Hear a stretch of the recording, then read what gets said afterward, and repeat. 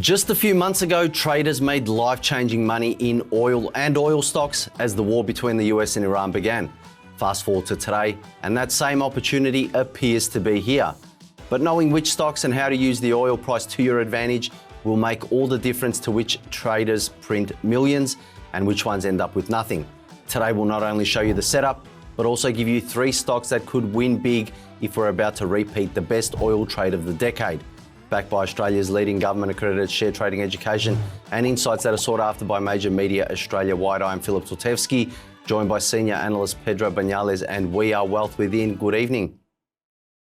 Good evening, Phil. Another week, another escalation in the Middle East. Yes, we're here again talking about oil, and last time it was very lucrative for traders. So let's dive right into that. And before we get into our first stock, I want to bring up the price of oil on the screen right now. And I mean, Pedro, I've marked a few things here, mate. And, you know, this was the day where where war broke out on March 2nd. You saw how quickly the oil price rose. It took a number of days.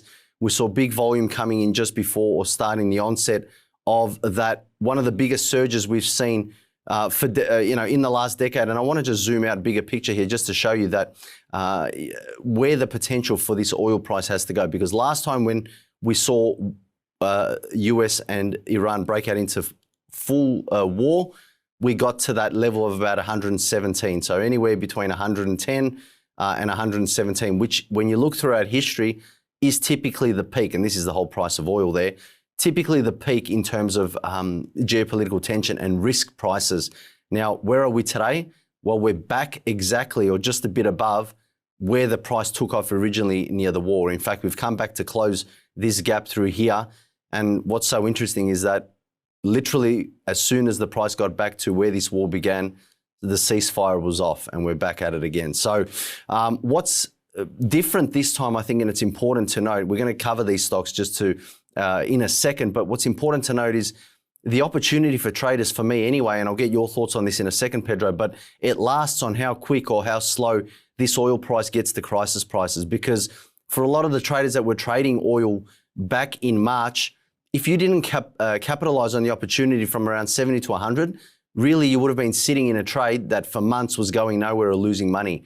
And just remember that when we get into the stock, so I can, show you that exact point. So it pays to know where you are with the oil price in terms of what opportunity you're going to get with some of these oil stocks that follow the oil price.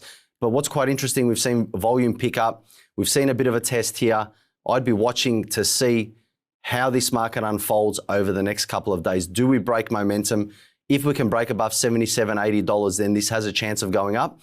And on the flip side, to me, what is promising is that the oil price, if it doesn't this time get to those levels of 100 in a number of days, that means the opportunity is going to be longer. And, you're going to get more time to make the right decisions for getting a good trade. If we do see war continue to escalate, if we do see the Strait of Hormuz, like they're talking, potentially get, some fire in there and prices will naturally start wanting to go back to 100 or 110 when things like that begin to escalate. Your thoughts, Pedro, on this oil before we get into some stocks? Yeah, look, all the things are pointing to higher oil prices and everything seems to be coming together now. It's probably outside of the scope of this current report as we're going to be discussing stocks. But there are a lot of things pointing to higher oil prices. But I'll get into the chart really to see outlines just some quick points. Well, first of all is that oil actually closed this price level at $67 perfectly, which it gapped up last time that it was we had that spike. And now we've got a gap to the upside, and oil generally does tend to close these gaps. So I do believe that we are in for higher oil prices, at least up to that $85 level, which represents around that 20% upside. And we could even go a little bit further to around that $92, where we've seen a lot of price agreement and support and resistance in the past. And there's a lot of congestion around here. So it gets a little bit more turbulent when it does get to from around that $92 to $114. But I think that we do have a clear upside. It's not going to be so sharp like these previous moves. These moves really took people by surprise. And just one quick final thing that a lot of people may not know, but oil is actually on a long-term up momentum. Since its low here in 1998, technically, if you put a support band below it, generally it has been trending higher with higher troughs. And this recent spike was exactly on that momentum where it established a long time ago, back in 1998. So if you would have been watching the chart, there's multiple indicators here, along with breaking that downward momentum, that would have given you a possibility for, to capture that trade. So just keep in mind that we are in that longer term trajectory. It's interesting right now, but let's dive into that first stock, which is Woodside Energy, one of the biggest oil and gas plays on our market. Now, going to the chart of that one, what I mentioned earlier, I'll start on the monthly before we get into the weekly chart, but have a look at March. I mean, and I know we were talking about this once this pattern started to unfold or price started compressing and then we broke out higher. But literally, this was the month of March. 1 month of rise, everything that following that has been down. And so that's why it's so important that you are monitoring the oil price when you're looking at a stock like Woodside, because it is very reliant on things rising. And so right now, what's interesting, I guess, from this stock, where the opportunity lies, like Pedro said, for oil, it's about 20%.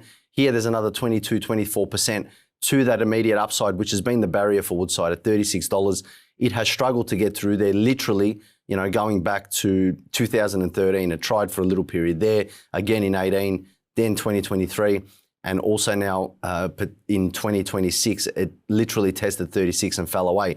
So I would say any idea of wanting to see further upside for Woodside above 36, well, let the market prove it to you first, rather than trying to hope in anticipation. But still, there's plenty of nice opportunities and potentially quick opportunities. And as a trader, you want to be where volatility is. Right now, it seems to be, or is going to be, coming in that oil price. So from here to there, looks like the opportunity for now. What I do like with Woodside is that, again, it's come back to fill the gap. What's crucial is that it does hold, if I just operate on this level through here, that it does hold these previous highs that it broke through, because that'll really tell us that there's more bullishness to come. There was a similar period back in 2021, popped through, held above the highs, and that gave you the signal that things were going to continue higher. But I mean, on that weekly chart, I think where it gets really interesting right now, 1 week doesn't make an opportunity. Just remember that, guys, because there were plenty of 1 week upticks all throughout this period in June, and the market fell away. For me, it's got to get through this momentum at around $29, $30. Get on the flip side of that. It's holding these levels so far, which is quite nice. We have seen some volume come in on that big downslide, but we haven't really seen the volume start to pick up on this recent uptick. So I'd like to see that come through as well. For me, it's a watch. Follow the oil. And if you're going to play anywhere in an oil opportunity, I think you can't look past the biggest one we've got on our market. So for now, it's a sit and wait, but boy, you better be watching. Thoughts, Pedro? Yeah, this is definitely the cream of the crop when it comes to the oil and gas trade. I would add in, top solid company, one of the top 20 in our market, good profitability, incoming projects coming online, both in America and here in Australia. And the chart is telling you something quite clear, is that it is consolidating. This is a textbook play here for Woodside. We had a textbook play out of this pattern there, and now we're getting another pattern forming. And it's got a lot of history here that you can backtest and have a look at how it moves in different conditions. And this is what I really love about these big, healthy stocks. And a lot of traders that come to us when they join the course, they throw out a lot of these specky type plays, and because they want to make those 100, 200, 300% returns, right? And we've just outlined on a healthy, good big stock that you could possibly get up to that 20% upside. Now, that might not sound like much to somebody, right? But if you had, say, a 70 to 80% chance of getting that 20%, if that's what you're back testing and your rules are telling you, well, you just move the decimal point. And basically, there's different instruments that you can trade, like CFDs and those type of products that will give you exposure to a much a bigger amount on a much safer stock. So you get rid of that risk. You're trading a good, healthy, big player, and you've got that upside, which is basically, it's not guaranteed, but it's a higher probability than these lower specky style stocks. So just thought I'd throw that out there, that just because these stocks move in a certain way, maybe a bit slower, doesn't mean that you should ride them off. Yeah, good point. And if you do want to check out some of the stuff Pedro's saying, we do offer a CFD course as well. If you're interested in that, please go and check out the website wealthwithin.com.au. We do also have a diploma of share trading and investment. It is government accredited. I keep saying it on the show, but you won't find another like it. And it speaks to the level of content in there, given the credentials it does have. So please go and check that out, and the testimonials. But if you want an introduction to all things we do here, check this book out, How to Beat the Managed Funds by 20%. It is free. It's from Dale Gillham. The link is in the description in this video below. But let's now dive into our second stock, Pedro. Now, this one you and I have been chatting a little bit off air, and that's Viva Energy. So are you happy to take over on this one, mate? Yeah, this one's exciting. And this is one that many people may know of, the oil refinery in Geelong. They actually refine the oil into petrol and diesel and things like that. Now, this is forming a very interesting pattern here on the weekly chart. It looks very similar to Woodside in the way that it did break out of this sideways consolidation, but it's actually been sold off a little bit more deeply than Woodside. But the difference is that this momentum has now been broken, and it is showing early signs that it could be on that next leg up. Now, a lot of people may point to, oh, yeah, well, now we've got EVs and maybe petrol's not going to be so popular. Yeah, don't forget that we've got trucks and we've got aeroplanes as well that for the short term aren't the best to be electrified. I mean, I wouldn't want to get on an electric plane at the moment anyway.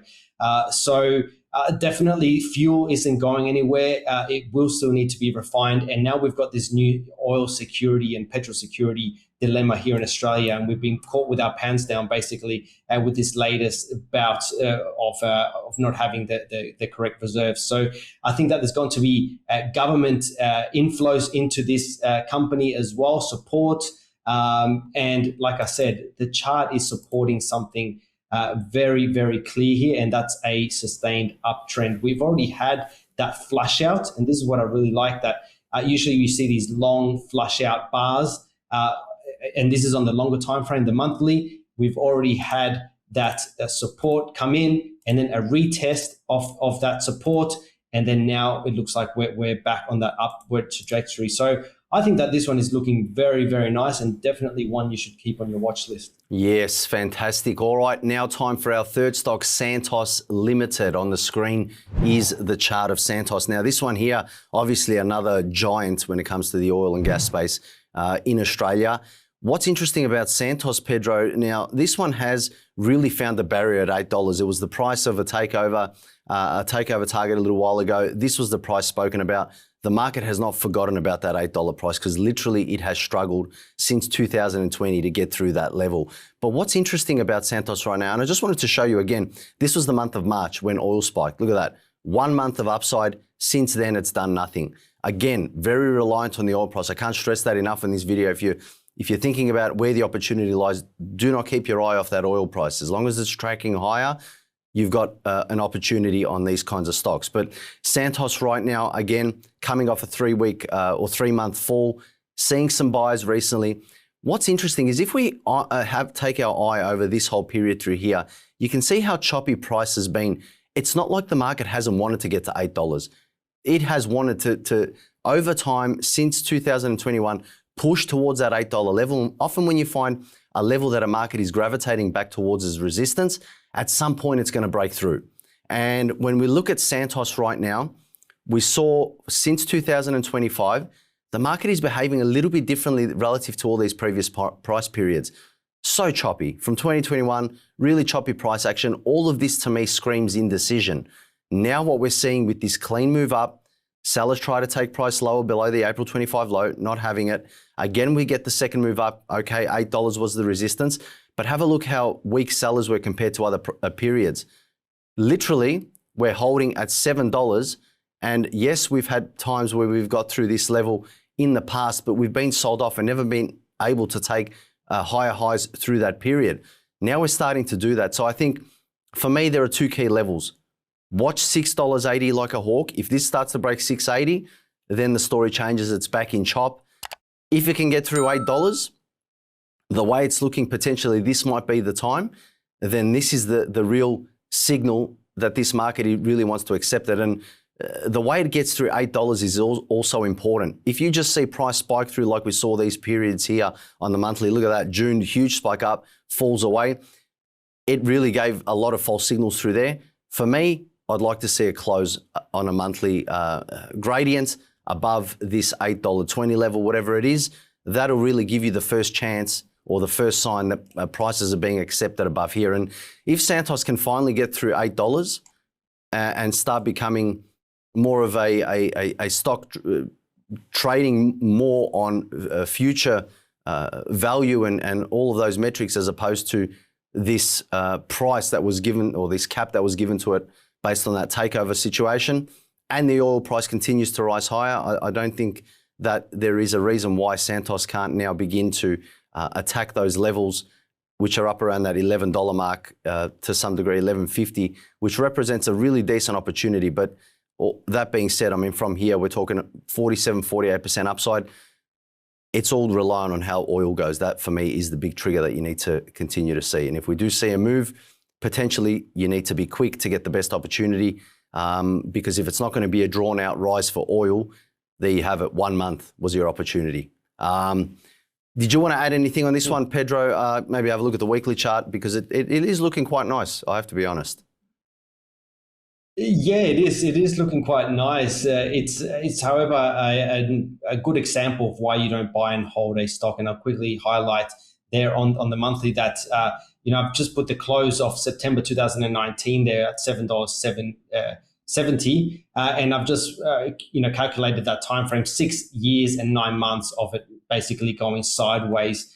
So this is a great example of why you don't just buy and hold it. And it is a great company. It's actually had a takeover bid just last year, and that's why that takeover bid was at around that $8.30, I believe. But the weekly chart is looking interesting. Again, some indecision. I would have loved to have seen it break out of this sideways pattern. So we had that $8.15 there, and then we had that $7.40. And it would have been great if it broke above it, but it did actually the opposite. It actually broke below it. And it does look like it could be coming back to fill this gap at least at around that $6.70. So I'm not that excited about it. I do agree that if it does break above that $8, I think that it's pretty much ready for takeoff. But I think it's going to struggle a little bit. I'll just be keeping this on the back end, on the back burner, basically on a watch list. And just look at that overall pattern, because what it's telling us is that it's gone through the period of expansion, it's gone through the period of contraction, and now it should be going into an expansion again, yet it's trailing sideways. So let's just see what happens above that $8.